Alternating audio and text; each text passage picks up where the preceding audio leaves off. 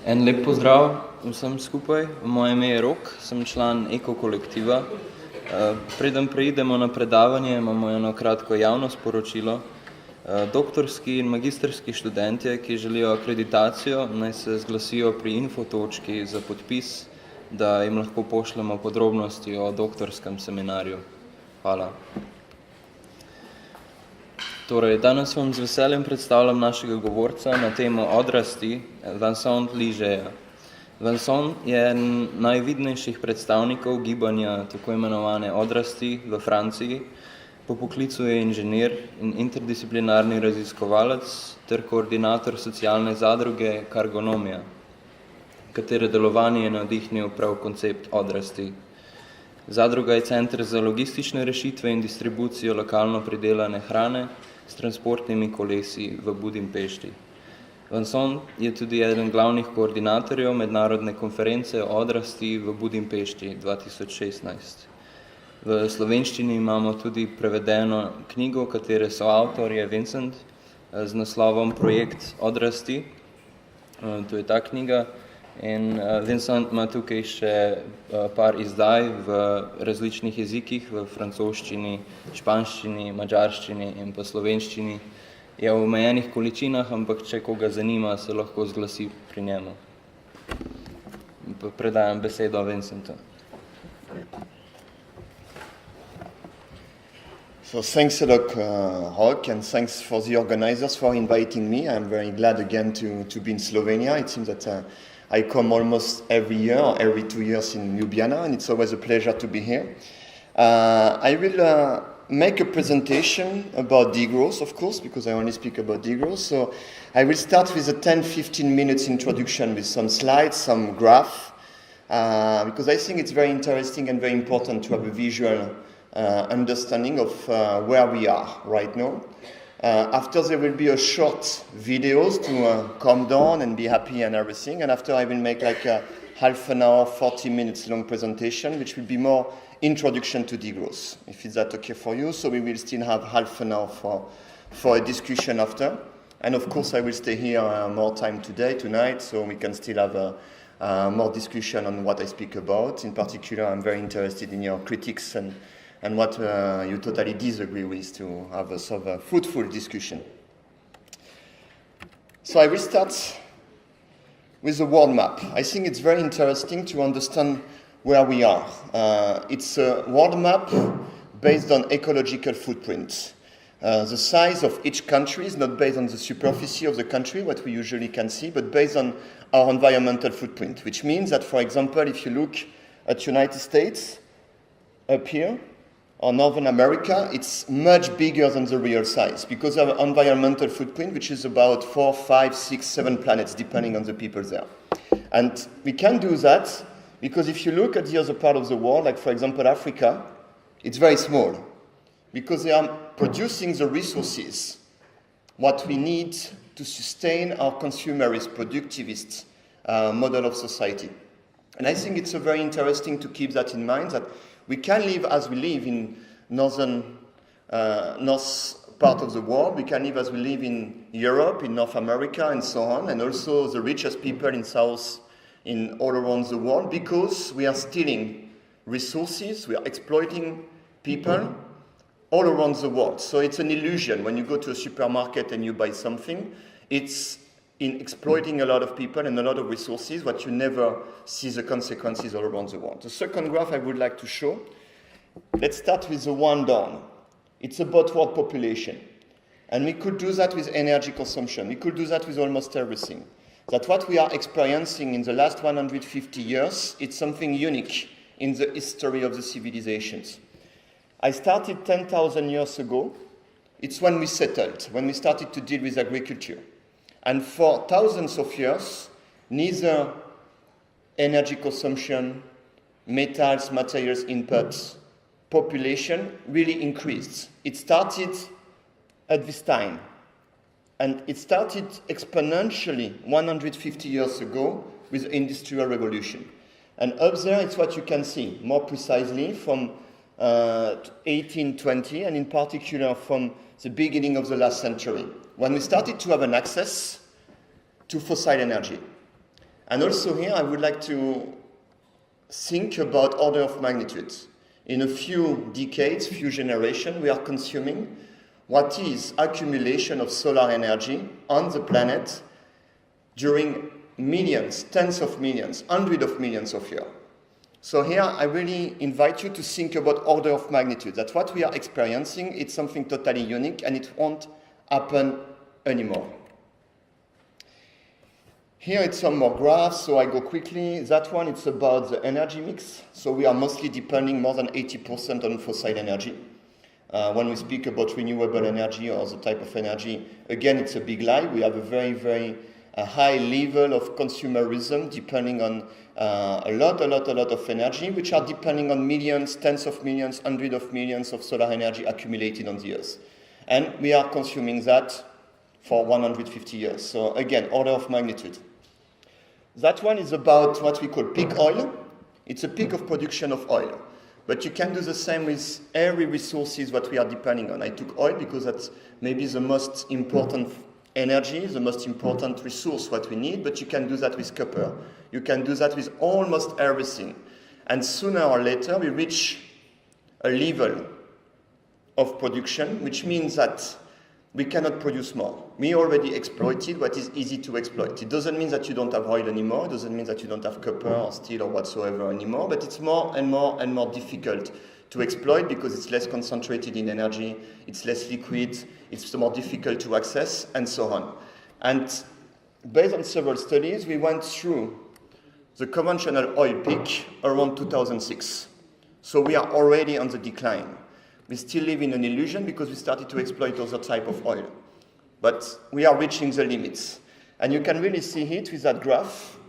We see showing the discoveries of oil reserves. And you can see a peak around the 1960s, 70s, and since then we didn't find so much oil anymore. So we are living on a limited stock and we don't find anything new. And all our everyday life, consumerist, capitalist model of society is depending on that. Quickly, that one, it's more difficult. It's what we call the myth of decoupling.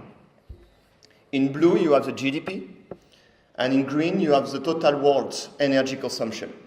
And very often, economics, politicians are saying that we can still have a good GDP growth, we can still have economic development in reducing the level of consumption, of pollution, on input on our economy.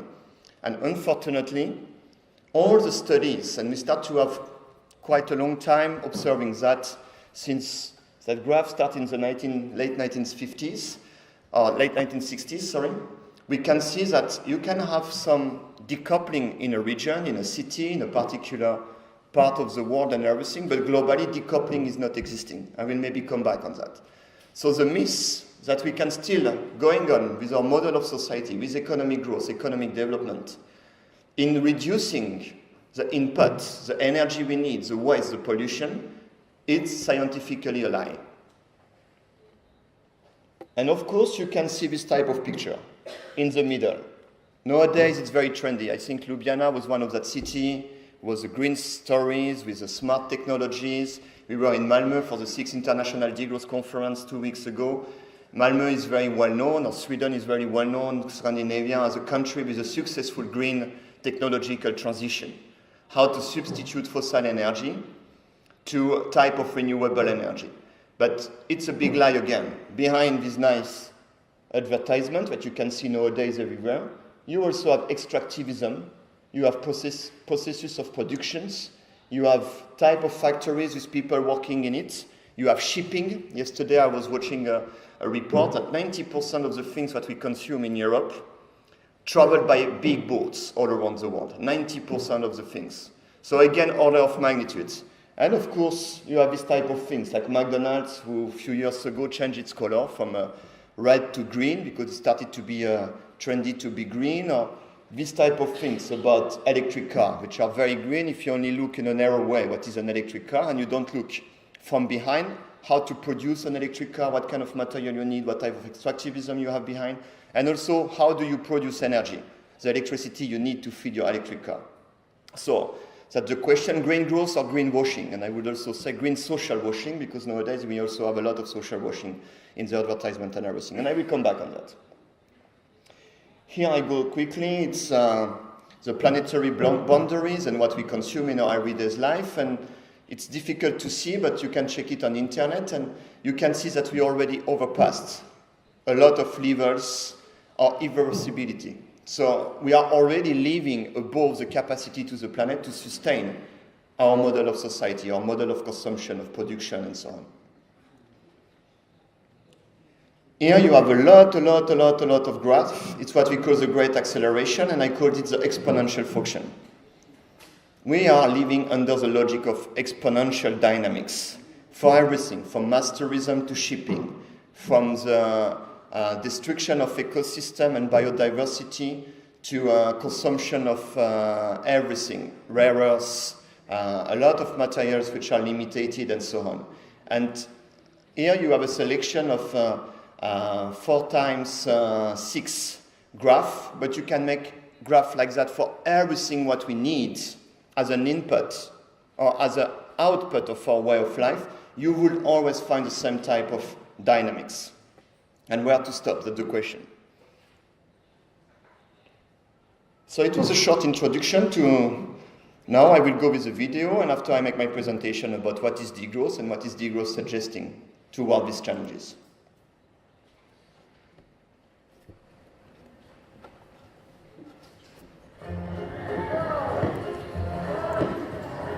"2014 was a watershed year for economics. First, a baby-faced Frenchman shocked the world, claiming that inequality is increasing and that capitalism is to blame. And now, the latest literary sensation from the once dismal science has gone even further. Degrowth, a vocabulary for a new era. A book that is against growth is being hailed as the credo for a radical rethinking of society. From the bottom up. One after the other, famous economists and politicians are endorsing the thesis of the book. Growth is no longer sustainable. A new economy is necessary.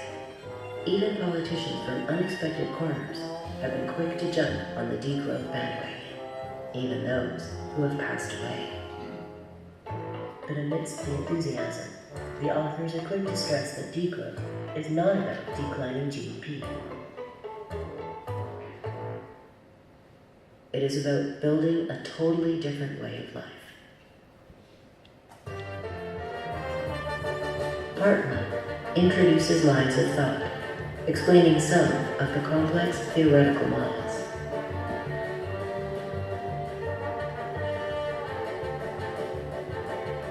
Part 2 explains the core ideas and concepts, including chapters on conviviality, dematerialization, simplicity. Part 3 focuses on the concrete actions through examples of how citizens and communities are building new democratic societies from below.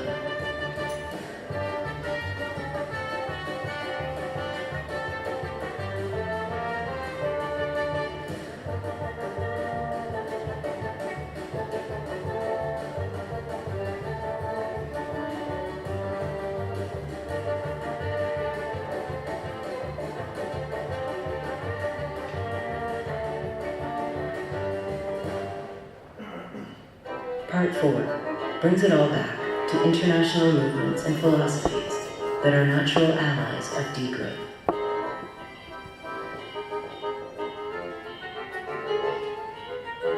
Degrowth, a vocabulary for a new era, your guidebook to a degrowth transformation, taking place everywhere.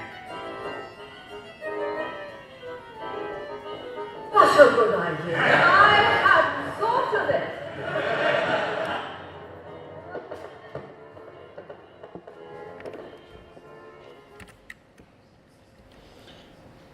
So, what is degrowth? I will go more in the detail. I will make a presentation in 3 parts, giving 3 different types of definition to degrowth, but you can find another way to define degrowth, and I think it's very important to underline. And degrowth is much more like a matrix of thinking. It's not an ideology, it's not a dogma, it's not a single recipe to find solution about what to do, but more an attempt to bring together a lot of thinking, a lot of ideas, a lot of people, and to implement a platform for dialogue, for looking for solutions. The first definition of degrowth, let's go back to France 17 years ago. It's a provocative slogan. And I spoke quickly about advertisement, marketing, greenwashing, green social washing, and so on. And it started with that. It started with the idea coming from somebody who was a project manager in Publicis in France, one of the biggest marketing advertisement corporation.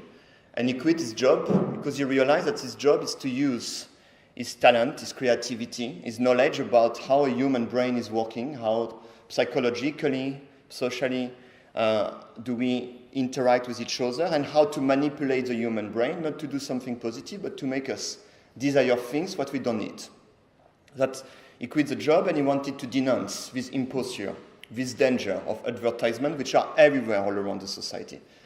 And he created an adbuster movement in Lyon, and he started to have time to read books, to reflect, to think, and he started to realize at first, when he watches mainstream media, when he listens to mainstream politicians, they only speak about growth. And I really invite you to do the same.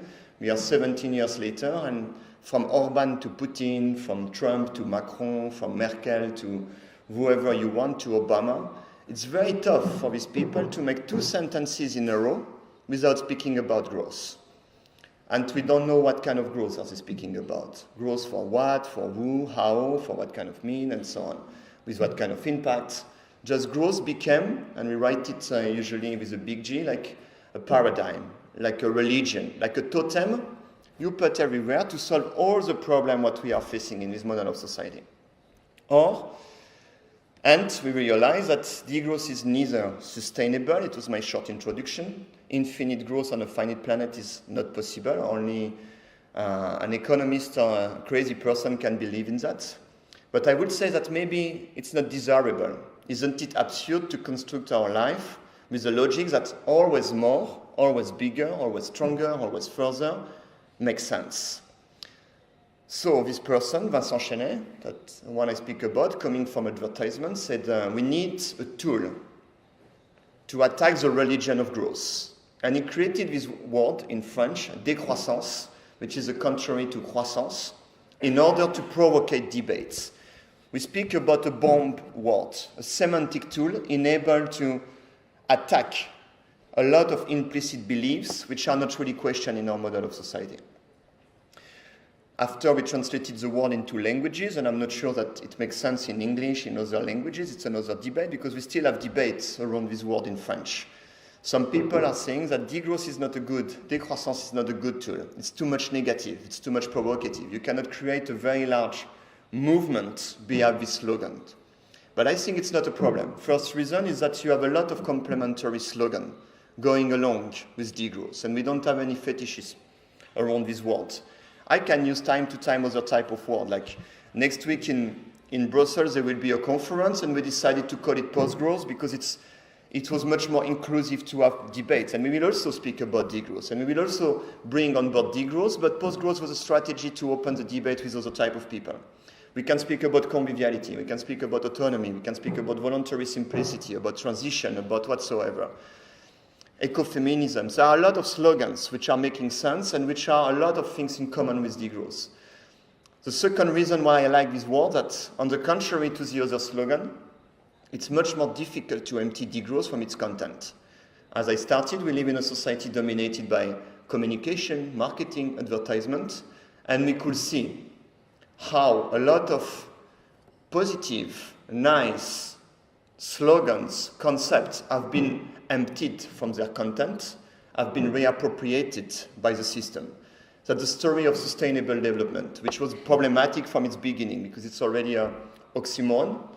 But you could see how in the 2000s, when debates started on climate change, on environmental problems and everything, how sustainable development became an argument to sell always more products.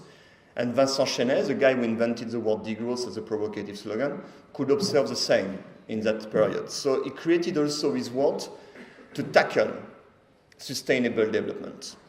He could see his ex-colleagues. He knows how they work. how they could reappropriate what was rising debate within the society to put the debate under the carpet and to say to the people, don't worry, we are painting everything in green and everything will be okay. So you cannot empty this word from its content, because in its semantic, it has a very strong questioning toward a lot of beliefs what we have in our society, a lot of beliefs what we were put in us since we are children, the belief that always more is necessary better. The third reason why I like this word, and I could find much more reason, but I tried to be short, it's because I think degrowth is an invitation for individual, collective, political journey, which can take different type of pathways, much more time or less time depending on the people. It's a journey of what we call decolonizing our imaginary, which means to deconstruct a lot of beliefs, to take time to make step aside and to start to look at the world differently, to start to look at the world in a much more wider way, to understand what's the most important for me in my life, what is a meaningful life, what do we produce, how, for what kind of use, and all these type of questions. So it's really a long journey, which can be sometimes difficult when you start to go with what I started with, the physical limits to growth and the fact that collapse has already started. It can be depressing, but it can be also emancipating or liberating when you start to rethink, to reappropriate what is meaningful life, meaningful activities, how to use my free time in a meaningful way, how to deal with non-violent communication, with care, differently in my life. So that's the first definition of degrowth, a provocative slogan, pushing for in-depth, constructive, open dialogue and debates to reappropriate what are meaningful lives. The second definition of degrowth, a multidimensional thinking. And I think it's really, really fundamental. We are today in a university, and in a university you will have a lot of faculties with people speaking about the same thing, organizing the life of the society, but all embedded or enclosed into a very narrow approach, understanding of what are the problems. Like, for example, I first started to study mechanical engineering, and as an engineer I am able to understand how do we construct what we call smartphones. But I am unable to understand what the impact on the society. I am unable to understand how it changes or not our interaction, our imaginaries, our social life, our everyday's life. And I can take a lot of examples like that. And degrowth is going back with a very deep epistemological critiques to our society. It's going back to the essence of science or understanding our societies, putting together all these disciplines in an interdisciplinary approach, but also connecting it to the civil society and experimenting. So I will speak about transdisciplinary approaches.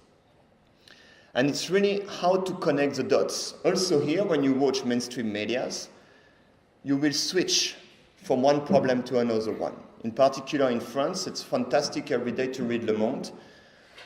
Every second day, the head news, it's about a new catastrophe, biodiversity loss, a new report written by scientists about climate change, which is accelerating, fires all around Europe, and the hottest summer in the year and everything. So we should rethink our economic model. We should go out of growth. Second article, unemployment, public debt. We need growth to go ahead. Third article, rising populism. I will not speak about populism, but rather about rising rise of demagogic, opportunistic political movement, playing with the fear of the people and all this contradiction within the society. And never you connect all these problems. And I can list thousands of problems like that when you isolate each time the crisis of the problem, and you never take time to connect them to have a global understanding, systemic understanding of what we are facing right now. And degrowth is inviting us for connecting the dots, bringing together a lot of disciplines, a lot of approaches, a lot of tools to understand what are we facing, to deconstruct a lot of myths, a lot of beliefs, which are, to quote Latouche, toxic concepts like development, like economicism, like capitalism, neoliberalism, technoscientism, and so on and so on. In order to somehow be free to construct democratic sovereign transition, starting from this model of society, toward new models of society, and I really insist on models in plural, it's not something unique, based on other principles. Relocalization, but open relocalization, conviviality, sustainability, desirability, care, ecofeminism. I can add a lot of adjectives like that. You mostly have two main approaches in degrowth. One is about the physical limits to growth. I started to speak about that. I am a mechanical engineer, and I started to deal with degrowth more than 10 years ago, studying all these limits, what our society is facing. I have to admit that I became a bit depressed, became what we call a catastrophist, which was not the most useful when I tried to speak about it with my friends, my colleagues, my families. So very soon nobody wanted to talk with me anymore. So I stopped studying that so much in the last 10 years, but I started again because what were all the predictions 10 years ago are even worse. The most pessimistic predictions 10 years ago are now getting worse and worse with a crazy acceleration. And that's the rise of a new movement in France, what we call collapsology, the study of the collapse. And we are in the collapse. So we still need to speak about that, but in a way that you not just create fear and denial, but in a way that it emancipates the people from being active. That's why you have to connect these physical limits to growth to the cultural limits to growth. That we are living in a society. I started with that, with an environmental footprint which is unsustainable, with an environmental footprint which is around, in a country like Slovenia, I think like 3 planets. But I'm not sure that we are as happy as we over-consume, over-destroy, over-pollute, over-exploit the planet.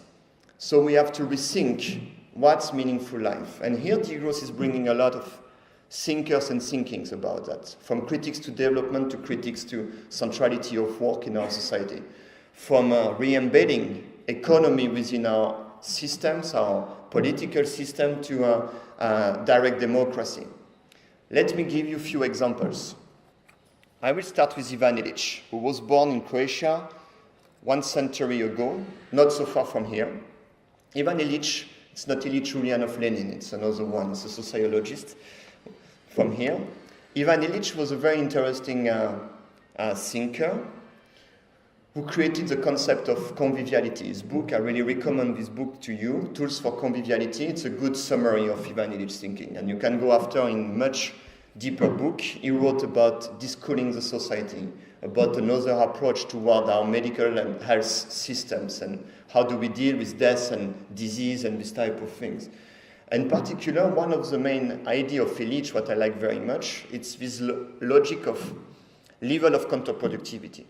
When you create a new tool, a new technology, a new institution, something that we have all around in our society, we are depending on a lot of technologies, a lot of techniques, a lot of tools, a lot of institutions and everything. And you make it grow or develop it, sooner or later you reach a level of counterproductivity.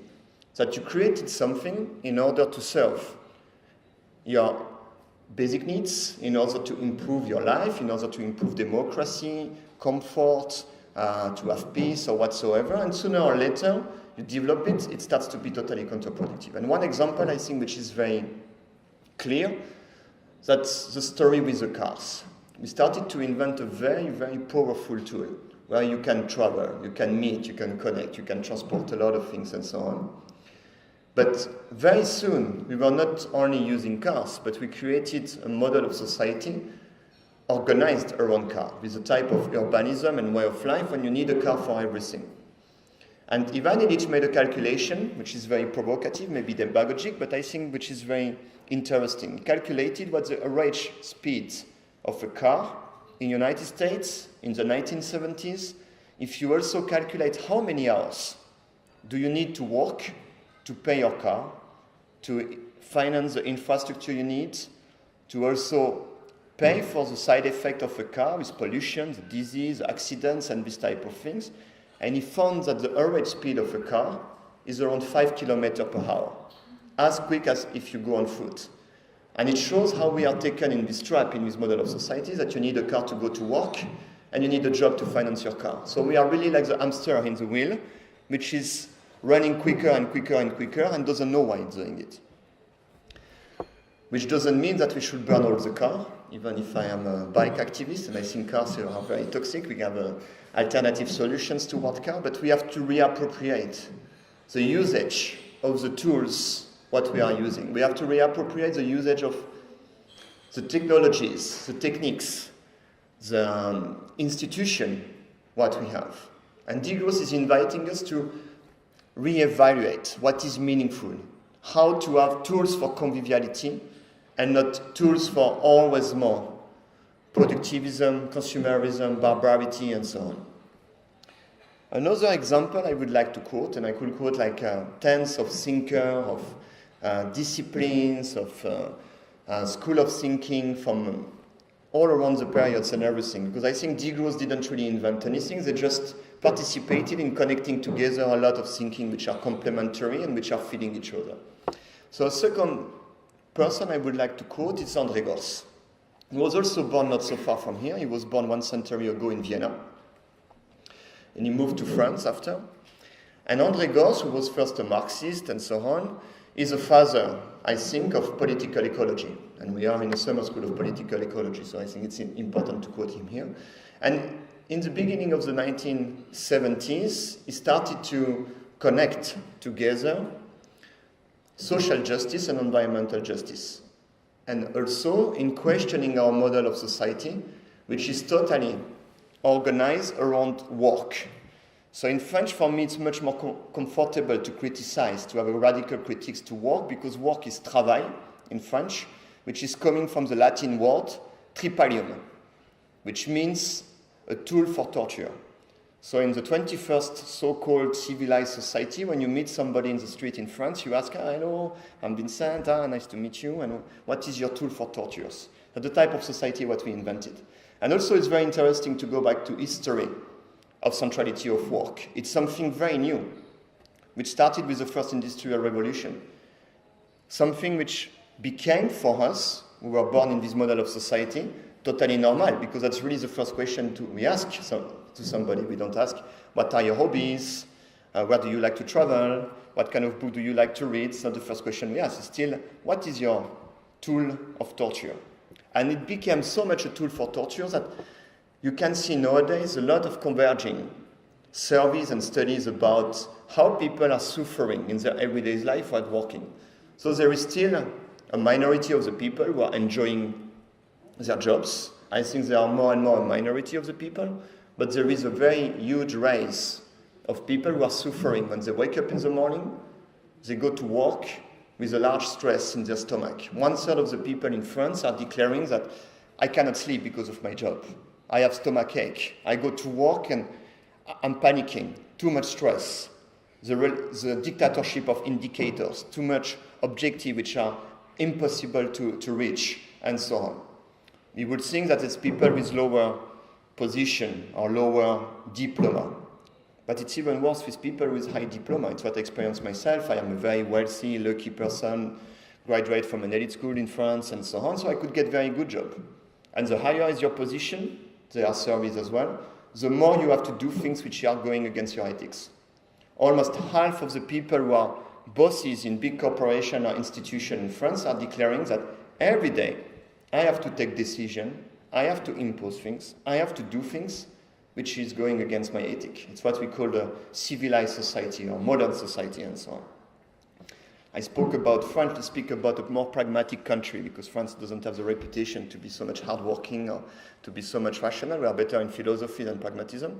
Let's go to UK. In UK, where this type of business has been invented and so on, 1/3 of the people are declaring that they wake up in the morning, they go to work, and what they do is totally useless. I am asked to fill Excel file all day long, but nobody never read it. It's what we call the bullshit job, the bore job, and so on. There are a lot of jobs which are totally unmeaningful. And also our working system, and here I will quote quickly the New Economic Foundation study made almost in the beginning of the 2010s. They calculated what the social impact of some jobs compared to the salary. And they realized that very often it's inversely proportional. Like, for example, a job which have a very, very important social impact, the cleaning ladies in an hospital, they get the lowest salary ever. Whereas the guys who are dealing with fiscal optimization or fiscal evasion in a legal way, which have a very, very devastating social impact on our society, because it's money what we cannot reinvest on schools, on redistribution, on solidarity, on culture, on health and everything.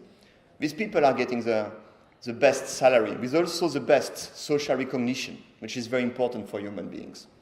So through André Gorz and all this thinking and service, degrowth is inviting us to rethink the centrality of work in our society, to rethink how to switch from imposed employment to chosen meaningful activities, how to reappropriate activities where I wake up in the morning and have a positive social impact to the people around me, how to reappropriate my free time, how to go out of this type of ascetic, Stakhanovist model of society when we have culpability if we take a day off and we read a book, or we just have a walk with the friends around the lake, or we just care about the children and so on. And also how to rethink division of labor. And it's back to what I said about when you are a scientist, you have to focus or specialize in a particular discipline. And after you lose totally the global understanding of what you're doing, which is very dangerous. That's why we have people working on transhumanism without understanding the impact it could have on our society. Devastating impact it could have on our society, because they don't deal with philosophy, with politics, with sociology, and so on and so on. So how to rethink division of labor. And from Gorz, an ideal day in a degrowth society would be that you wake up in the morning, you help a bit in the garden, you repair some bikes, after you have time to read a book, after you participate in democratic discussion, how to manage the commons, you make some care, you have a siesta, you have some parties, how to have a diversity of tasks and knowledge and know-how shared toward the society in a different way, that you accept to go to sit with your car 8 hours per day in front of a computer without knowing what you do, so you make some Facebook, and to be not so depressed, you organize your next trip, because that's the only way, as a palliative, that you can survive this model of society, which is nonsense. A third thinker, and I will stop here, but I could again quote a lot, and for that I really invite you to go through the vocabulary for a new era. You will find much more in this book. And also Latouche, I heard that To Survive Development has been translated in Slovenian as well, so I really recommend this book, which is a good starting point to understand the pillars on which degrowth have been constructed. So a third thinker, let's go with Karl Polanyi, who was also from the region. He was a Hungarian, born in Vienna, spent some part of his life in Budapest. And Karl Polanyi made, I think, a very fantastic journey in the history of civilization. He was a bit like an historian of the economic models in the past, in a lot of civilization. And Polanyi observed that we have the only society where market became so much dominant. And it goes so far, like we have a Greek person here who can testify that in the name of the market, in the name of public debt, which is a human construction, a political decision to construct our society like that, we went so far that we destroyed a society. We destroyed health, education, solidarities, redistribution, culture. And it's devastating. It's what we call in degrowth the religion of economics, or economicism. Or to quote Mark Twain, if you have a hammer in your brain, you see all the problem looking like nails. And our hammer in this model of society, it's economics. You will speak about environment, you will have the Stern report saying, oh, it will cost a huge amount of billions of pounds. No, it won't cost that, we will simply die. I mean, you have to think out of the box. It's not about how much it costs or it will cost or we will pay. It's about how to put back the economy in the right place. So Polanyi is showing that in every civilization you had markets, but all the time these markets were embedded into a lot of other type of values, social dynamics, political dynamics, tradition, spiritual dynamics. And I would say us, in the name of rationality, we fell into a totally crazy spiritual dynamics that to believe only in the economy. The only things we give value, it's how much is $1, and not how much it makes sense for me to do that, or how much it makes sense for me to spend time with my friends, and so on. And when I say how much, I don't speak about in money. I speak about reappropriating the symbolic approach of what are the most important things in our life. So degrowth, through the reading of Polanyi and also analyzing, I think, anthropology and history of civilization is very important as a pillar of degrowth, is inviting us to re-embed economy as a political tool, which could be useful in order to implement democratic transition toward new models of society who will be based on social and environmental justice. I stop here with the multidimensionality of the degrowth thinking, and I started to say that degrowth is really a matrix of thinkings, of thinkers, of disciplines, of school of thinking, but also a matrix of experimentation, of practices, of debates, of deconstruction, of implementations. And how to connect all this tension, this dialogue, these debates between all these ideas, I think that's where degrowth is a very powerful and very effective tool to face the 21st century challenges. I arrived to the third and the last part of my presentation after both the first definition, so degrowth as a provocative slogan, degrowth as a multidimensional thinking or matrix of thinking. The third definition is degrowth as a social or citizen movement. To be honest, we have debate within degrowth, and I would rather speak about an open network, horizontal network, and not really a movement. It doesn't really fit with the logic what we have in our brain of what is a movement, something well organized and so on. It's a network of people, of movements, of groups, of collectives, of publications, of researchers, of whatsoever. And very often also a network of people who are a bit here and there, isolated in their political party, isolated in their research institute, isolated in their local initiatives and so on, who are trying to bring these debates, this discussion, this radical thinking to take the problem from the roots to step-by-step open debates. We speak about a network which is organized behind the 4 levels of degrowth. The first level is voluntary simplicity. It's an individual dimension of it. Voluntary simplicity, it's how can I individually reappropriate my free time, my activities, my consumption? How can I rethink what is meaningful for me and start now to implement it? It's something which is not a moralistic approach. I really want to insist on that because not everybody can do it. We are living in a model of society where not everybody has a privilege to do what I could do, to take a sabbatical and think and reevaluate what's important for me and to quit the job, to work less, to have a better life and reappropriate meaningful activities. We have a lot of pressure and also going through our economic model, marketing, advertisement and this type of things. So we are not equal toward our capacity to make a step aside. So you will find people who sell the car and use bike. You will find people who are eating much less meat, but are eating local, seasonal, organic, in buying it in a direct trade. You will find people who are working less to have more time for care, for the children, or for dealing with the local initiatives and everything. It's also connected to what I already mentioned, which is, I think, very important, the notion of decolonizing our imaginary. Because when you start to reappropriate free time, you also have the opportunity to rethink and reevaluate what's important for you. So to decolonize your imaginary and to go out of the social pressure, what we are sticked in with pressure to be always more. The second level, when you find a lot of people who are on the first level, is what we call the collective level.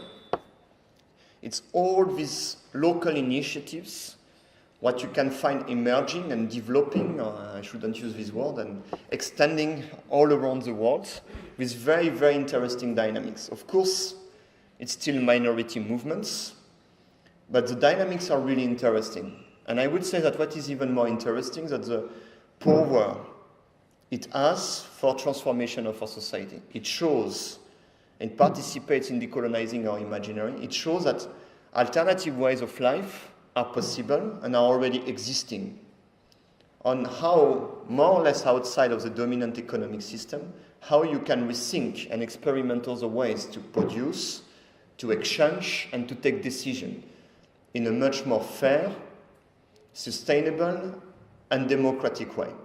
And it's all this movement from permaculture to agroecology, agroforestry, transition network, local currency, community supportive agriculture. I could quote a lot of examples. And what is very interesting with this type of initiatives, and I have the privilege to often visit some of them and to work with a lot of them, in particular in Budapest, when we have a network of such initiatives, that you will find first people who are serene and enthusiastic about what they do. It's not like a typical face of people you meet at 7 a.m. in the Parisian metro. You will find people who are happy.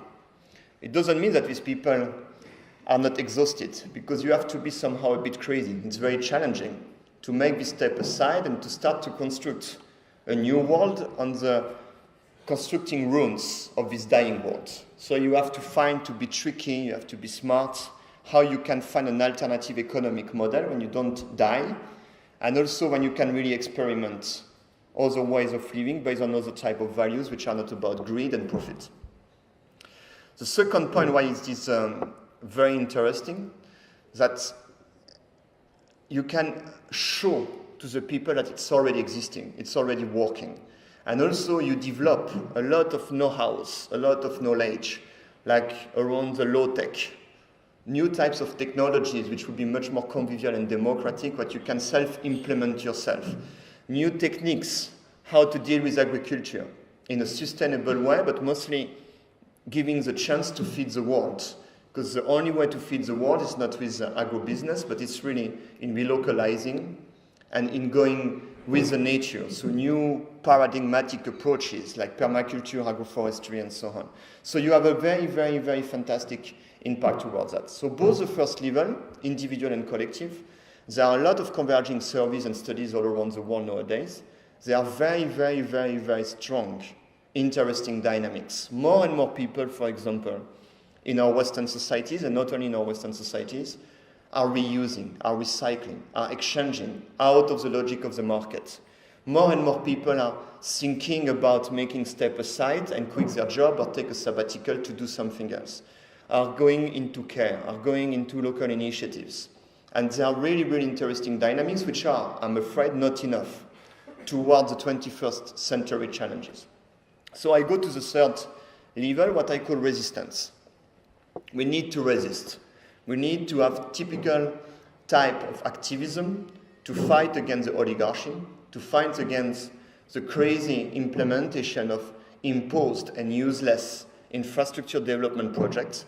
And one of the most symbolic fights in the last year was the airport in Western France, in Notre-Dame-des-Landes. Maybe some of you heard about it, where there was a project to construct an airport since the 1960s, and we've been resisting all along the time.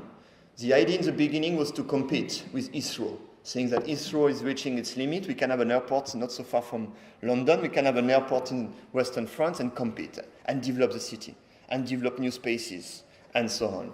And you had a convergence of different type of people with a lot of struggle within the movement, from local farmers and family living on that land who wanted to live, to stay on the land of their parents, grandparents, and so on, to what we call the Zadists, more type of anarchist, degrowth, radical activist.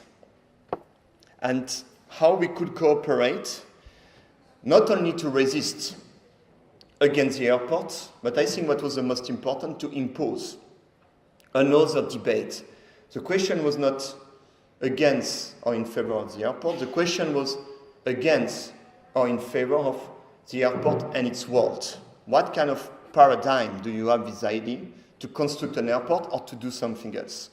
And somehow we won the battle with the airport, but we lost the battle with the debate, and I will come back on that at the conclusion. So to resist through non-violent civil disobedience actions, through participation in elections, through movements like Nuit Debout, Indignados, to reinvent new ways to make politics. Not to take the power, because if you take the power, you're taken by the power, but how you can create some critical masses, some political forces, enable to fight against the oligarchs, to fight against the lobby, and to make pressure on the decision makers to rethink the redistribution, the governance of the commons, to rethink our economic and institutional systems and so on. The fourth level is the project. It's really what we develop in the book, which is here. It's what kind of political social, economic, institutional reforms and proposals connected to what kind of political strategy we are proposing, which could be enabled to transform the model of society. And when I speak about the strategy, it also includes what kind of alliances we can implement with what kind of movement, how we can articulate all these different levers, what I spoke about, you could find around degrowth and around a lot of related movements which are not necessarily using the word degrowth.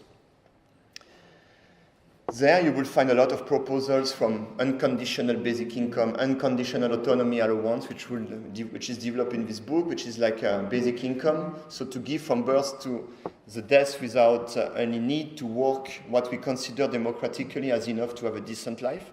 And allowance, it's something like an income, but not necessarily given only in money, but given in accesses to public services, to the commons, and each time in rethinking how we have a collective governance toward this type of commons and services and everything, and to rethink also what kind of services made how. The point is not like to get free access to stupid systems, what we have nowadays, but to transform the systems to make them much more meaningful. Also, we speak about not reimbursing the public debts, how to have a better democratic control on the finance, and so on and so on. So a lot of proposals which are interconnected, what you can find in the book. Degrowth movement became international, in particular, it started 10 years ago, in 2008 in Paris, when we decided to organize the first international degrowth conference. So first we had to translate degrowth into English, created a lot of confusion, a lot of problems, a lot of chaos, a lot of misunderstanding, and so on. But it's been a wonderful journey.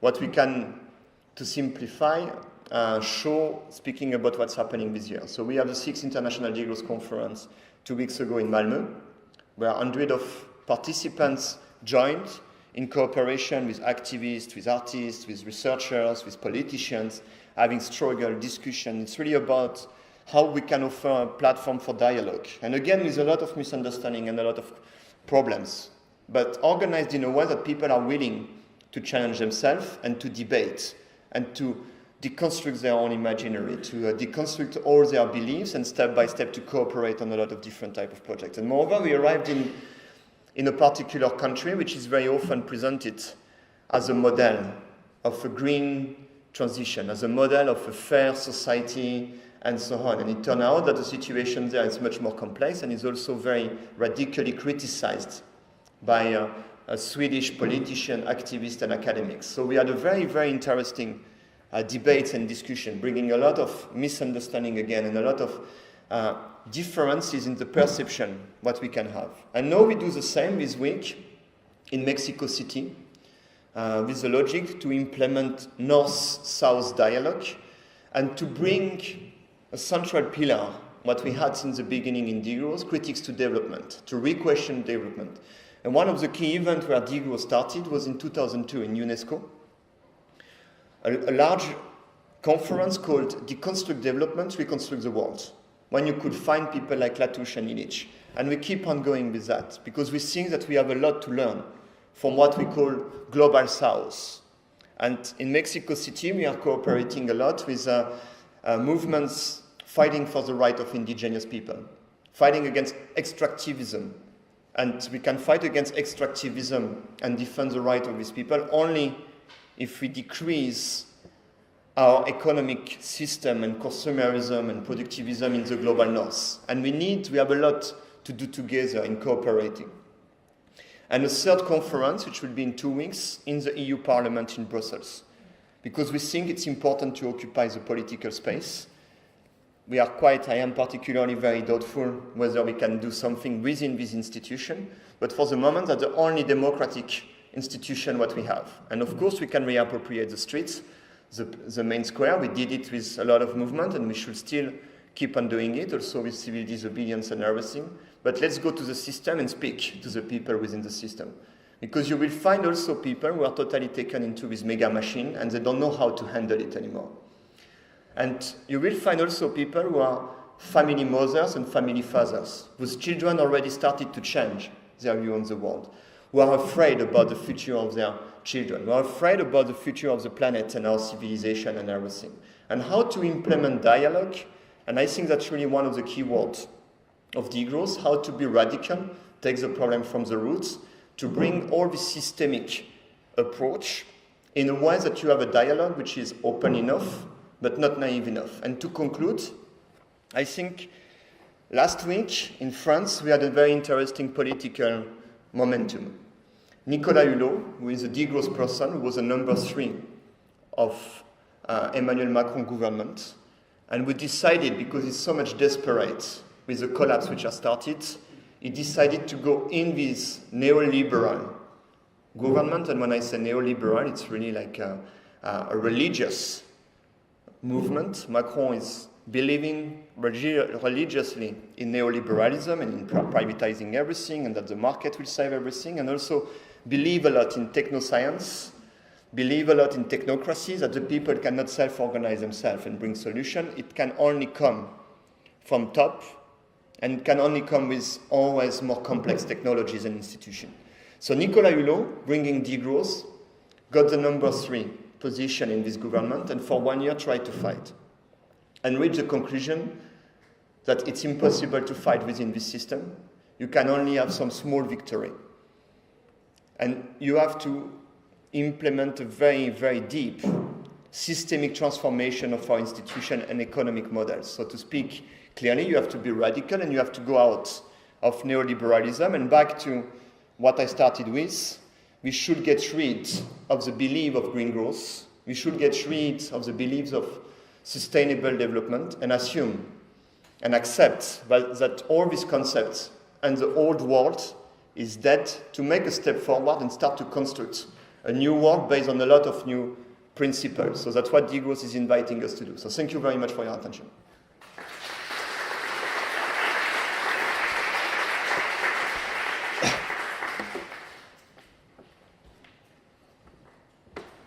I'm not sure it's working, but... Can you put on Yeah, sure. I'm not sure the microphones are working, but... Okay, questions? Hvala, Vincent. Mislim, da ne delam. Hvala, Vincent, za to večplastno opredelitev koncepta in gibanja odrasti. Zdaj bi odprl prostor za vprašanja in kritike, kar po sistemu dvigovanja rok bo kolega prinesel.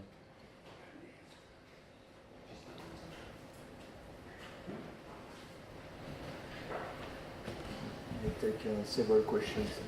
I think it's better to... Sure. Is there several? Ja. Vincent bi želel vzeti več vprašanj hkrati in potem recimo 2-3 in potem odgovoril.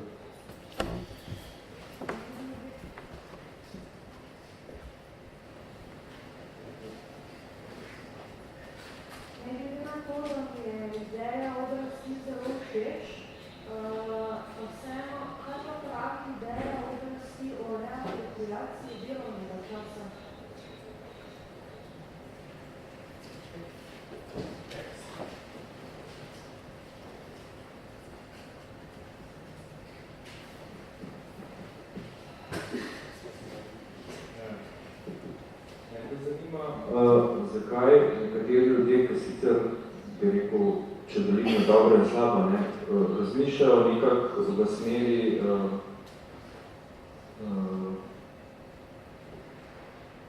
stran od neoliberalizma, pa pridejo recimo v politiko in se njihovi pogledi velikokrat spremenijo. Začnejo delovati drugače, kot so razmišljali predhodno. Zakaj se te spremembe to dogajajo? Hi,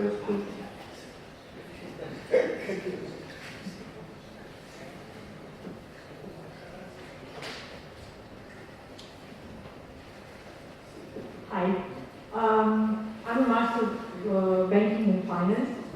I got you. I got the idea. I got the outcome that we would all like to achieve. So the question is, how do we achieve it in terms of there are different classes of people. So how do we get the ones that are better off than we are? to come closer to us. So I go with this first set of questions. Go ahead. I have more of a practical question. I would like to ask you what are the tools and the mechanisms that you use to gather the masses?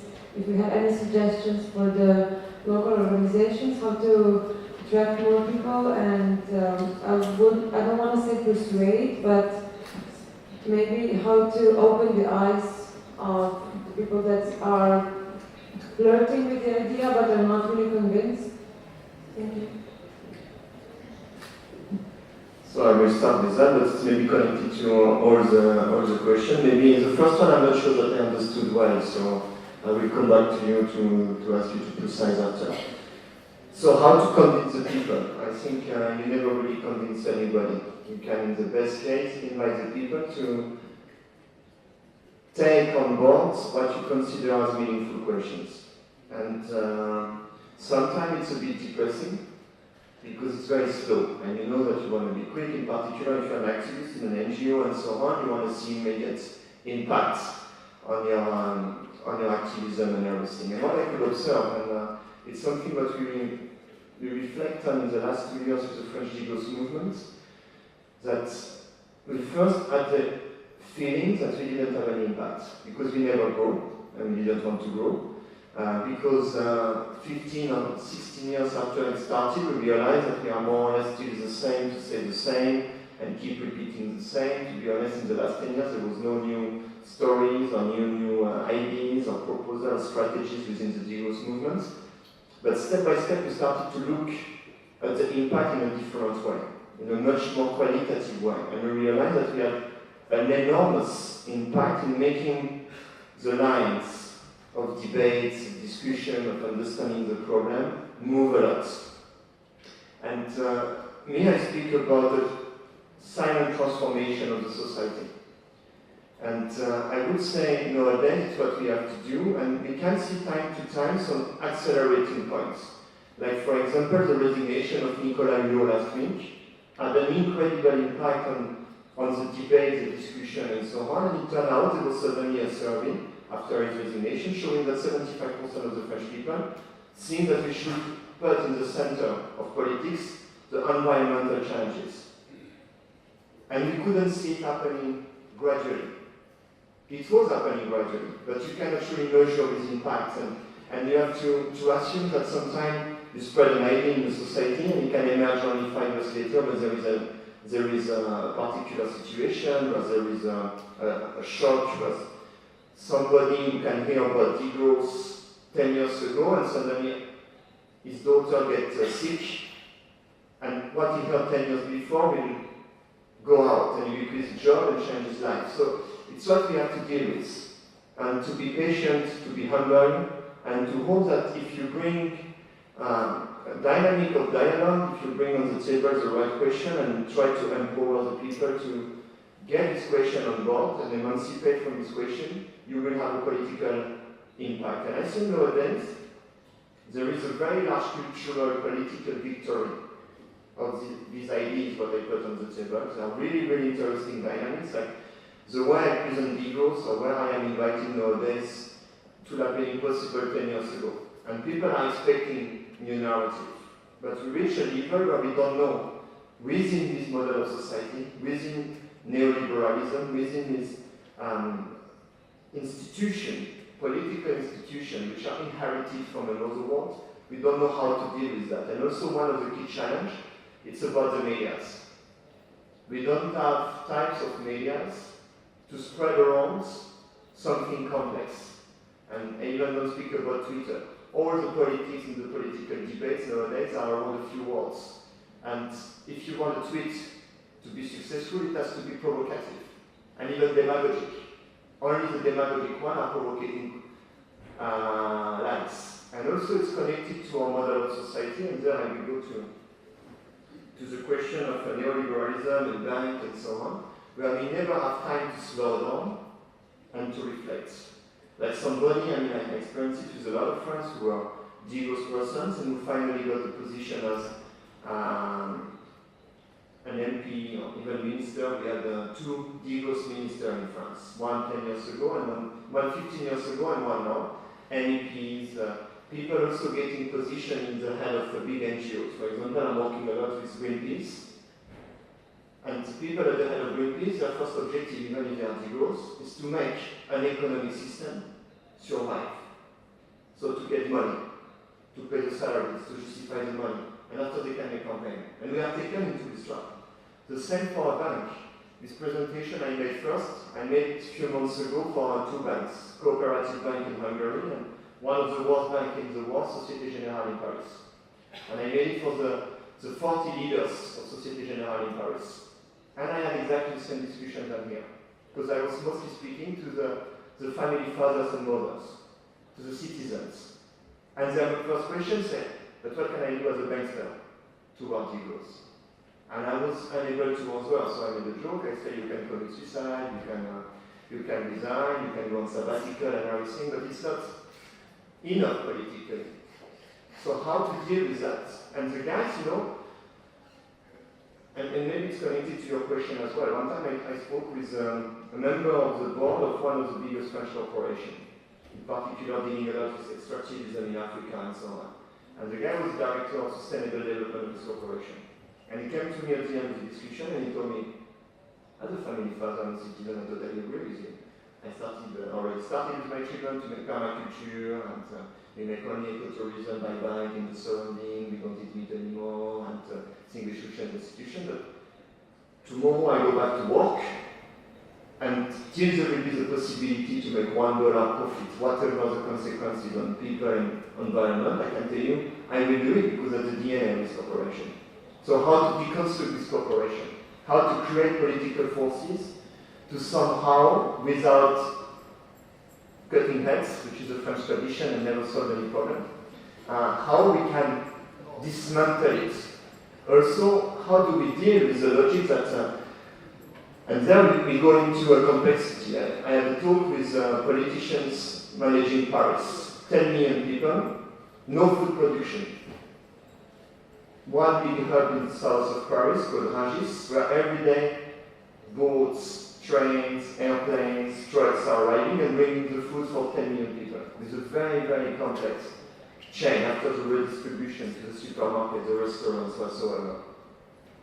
And how do you deconstruct this complexity? I mean, if an engineer wanted to construct this complexity, he wouldn't be able to do it. And now we have to deconstruct it. In accepting the fact that if you stop Rungis, after 3 days, there is no food anymore in Paris. So we still need to cooperate with this cooperation. Another example, and I think that the worst, is the nuclear energy. To produce energy for 50 years, we engage ourselves in managing a huge risk for hundreds of thousands of years. How do we deal with that? Like the nuclear energy system in France is not working without a military-industrial complex. So we are taken into incredible contradiction. And how do we deal with this contradiction? So yes, we have to relocalize, we have to invent a low-scale economic system, which are much more sustainable, fair, democratic, and so on.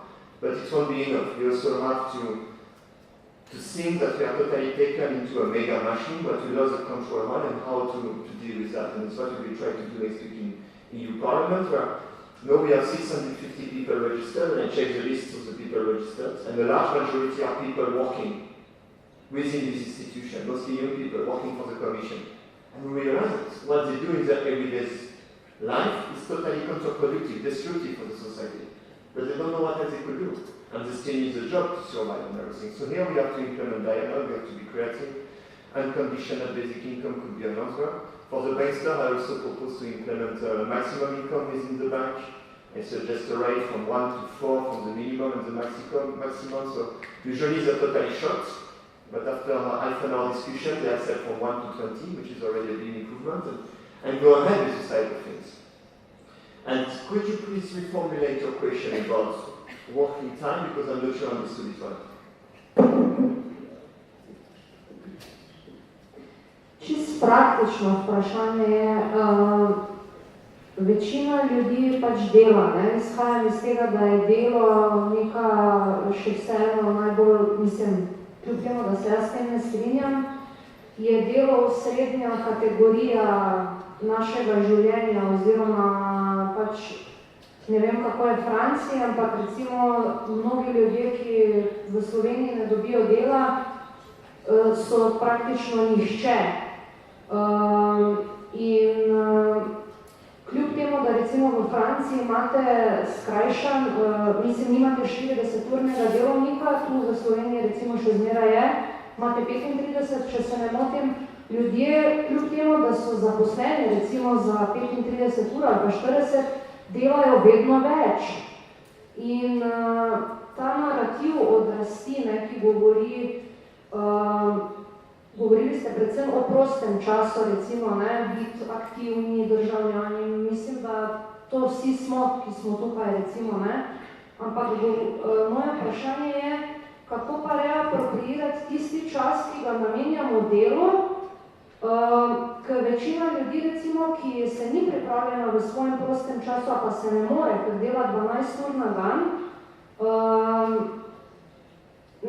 sprememba, ki jo terja odrast, pač vseeno zahteva ne samo neke peščice, ampak več podpore, oziroma kako to podporo pridobiti hkrati, pa se mi zdi, da recimo čisto aktualna debata zdaj tukaj pri nas, ko se je sestavila nova vlada, ena stranka predlaga malo večjo obdavčitev dobička in se vsu plas kritik strani podjetij večjih, tudi verjetno multinacional, da je to problem, ker ste ravno govorili o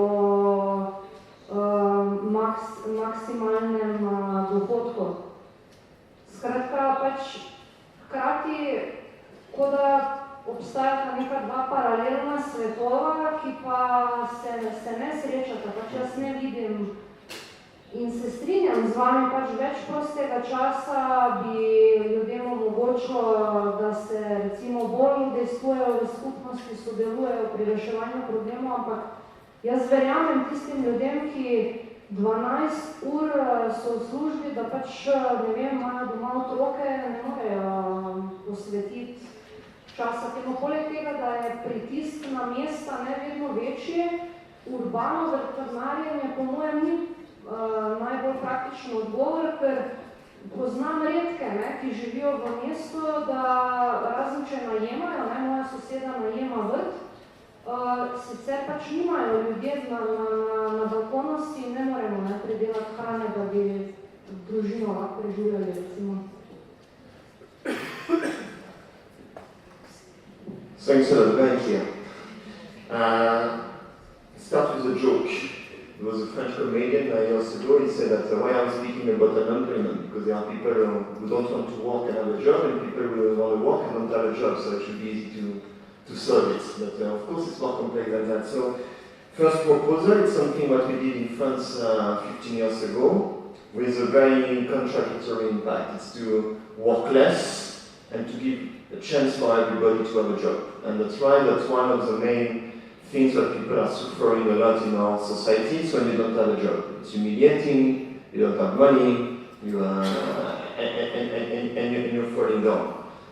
But we have to think about it based on voluntary dynamics, to work less based on voluntary dynamics. What's happened in France 15 years ago, it was implemented in a very technocratic way, with a lot of good impact for some people and bad impact for other people.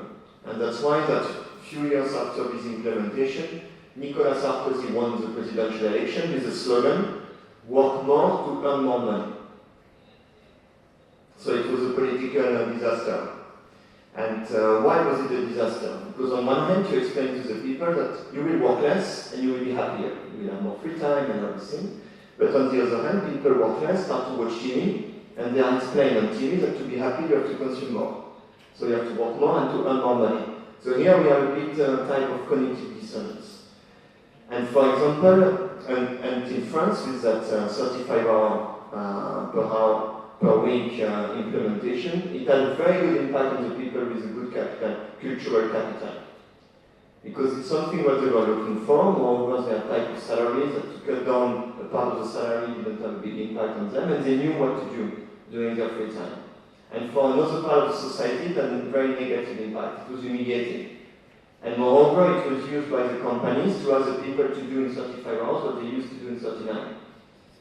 So it was very badly implemented. And what we suggest is degrowth, learning from that, is to implement a type of reducing hours based on voluntary dynamics.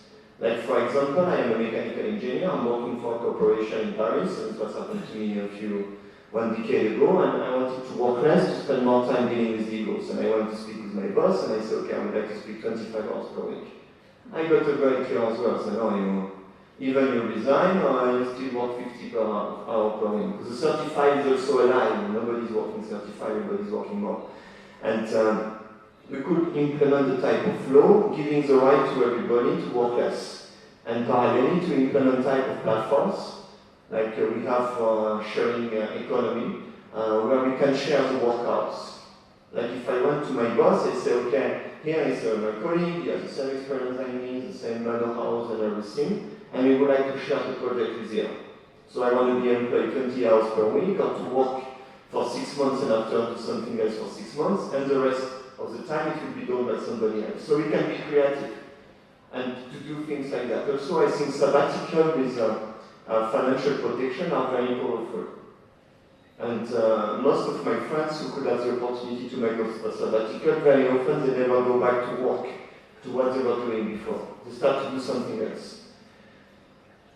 The other idea is about unconditional basic income, which is technically very easy to implement. It's much easier than the protection system that we have nowadays, which is totally inefficient. Like, it's so much inefficient that in France, half of the people who deserve the right to get the minimal salaries as unemployed people, they don't get it, because first it's too much bureaucratic and difficult to know how to do it, and it's very humiliating. So unconditional basic income will stop with humiliation dynamics on people who don't have a job, whereas it cannot find a job.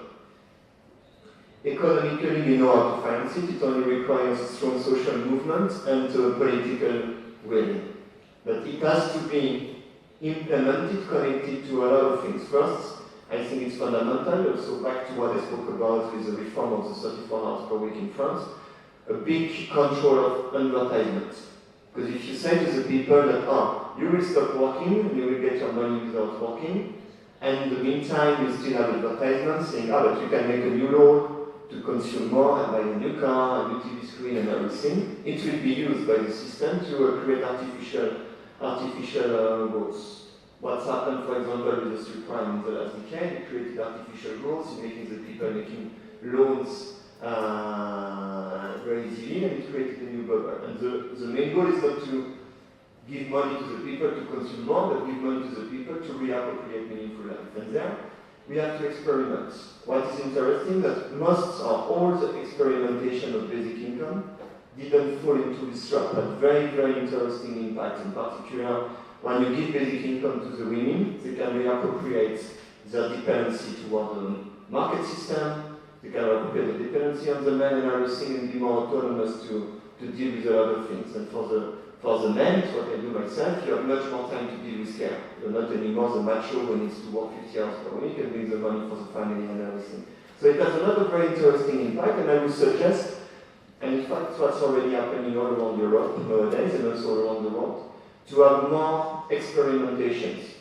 And there are experimentations going on in France, in Germany, in Netherlands, in Finland. We have experimentation in Kenya, in Namibia, in Canada, and so on. And to learn how to implement it, how to phrase it when you implement it, what's the social impact, how the people behave with that. And I see a very interesting potentialities towards that, under condition that is connected also to implementation of maximum income, which is also here very interesting because maximum income is already implemented in a lot of companies nowadays. In particular, recently created, a lot of people creating their companies, the social cooperative and everything, they immediately start in saying that we will put a gap in the maximum income and a ratio between the minimum income and the maximum income. So it's not an idea which is out just like that, a beautiful idea. It's something which is already working a lot in a lot of places, and moreover, it's something which has been applied and experimented in the United States and also in a lot of other countries, but it's interesting to remind it for the people that during the Second World War it was implemented till the 1970s. You had a maximum income implemented in the United States that above a certain level of income, 90% was simply taxed. So it's something which is, I mean, our imaginary make us think that it cannot work, but it's been working a lot and it's already working.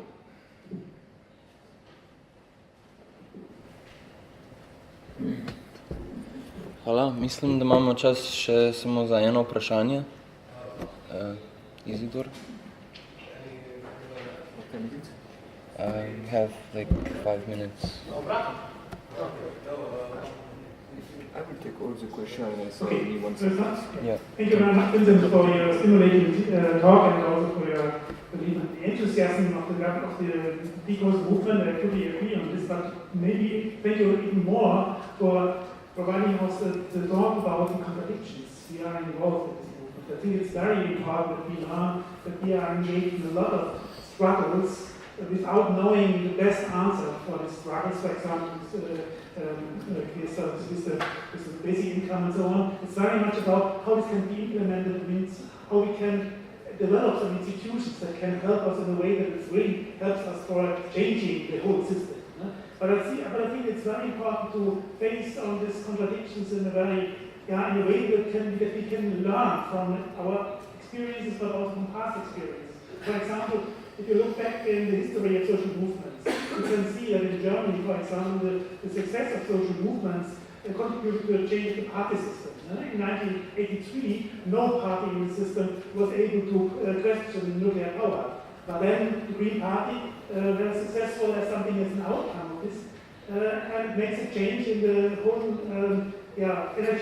energy policy in France, between France and Germany. But at the same time, these Greens became part of the party system and became part of, as your colleague asked before, if you become a politician, you want to be a re-elected, of course. This is your major point.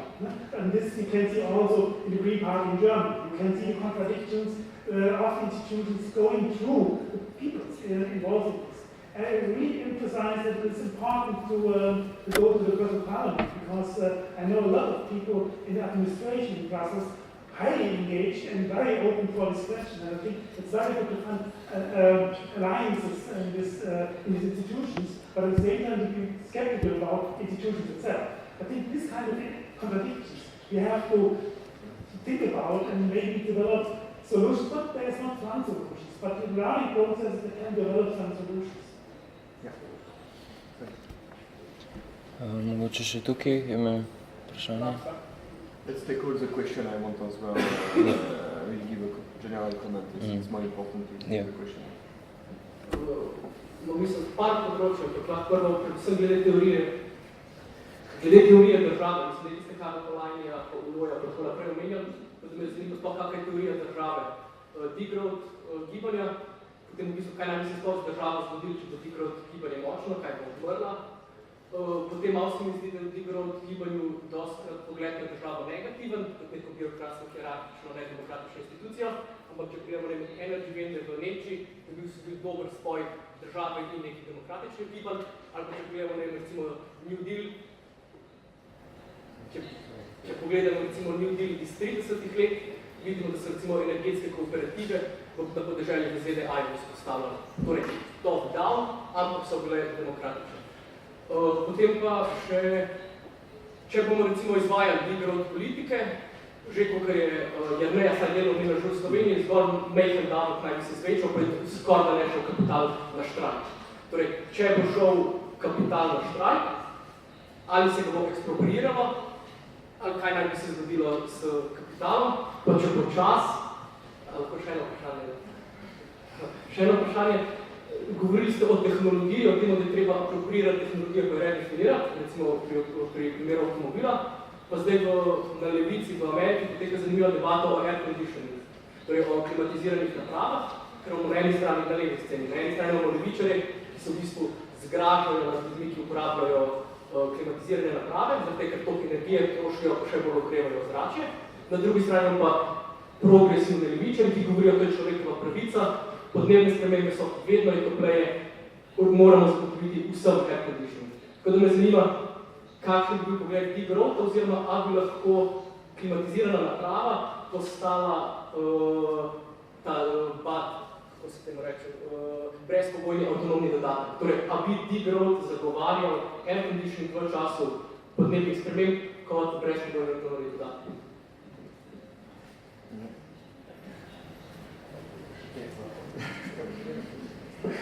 What about that?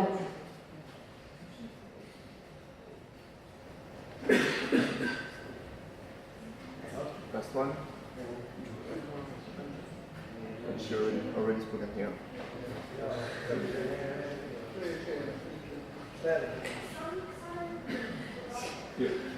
After.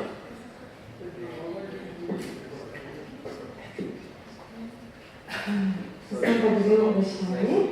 Prvo je, če poznate gibanje Transform, ustanovitelja sta Lesensko pa Aleksander Šifer iz Švice, ki v bistvu v to smer išče ekonomski model integralnega razvoja. Kakšen vaš pogled na to? Drugo pa me zanima, če ste pri svojem razmišljanju razmišljali tudi o kakšnem drugem izrazu. Vidim, da imamo skozi težave v razumevanju, da transformacija je potrebna, vendar le v kaj. In različne stroke predstavljajo različne cilje, ki so mogoče v končni fazi usmerjene v isti cilj, vendar le imajo integralne zelene koncepte, integralno ekonomijo, kaj od tega menite, da bi terminološko pa vendarle lahko bil skupni imenovalec?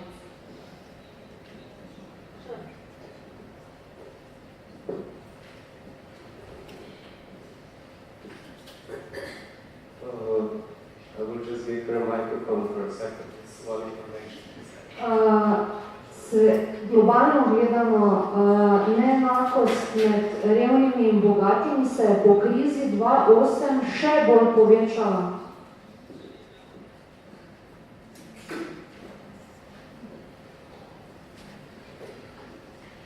So a few comments in 1 minute because everybody wants to go to a lunch and we can still go and inequality is one of the key issues. And we were in Sweden last week, 2 weeks ago, and I learned that Sweden, far away from the image we can have from Southern Europe, is a country which is facing the most rising inequalities in the quickest way in the world. And it's happening all around the world. I mean, when I show the curves, the exponential dynamic, it's happening nowadays with inequalities as well. And I think it's totally connected. So I will try to answer other questions that we don't pay back.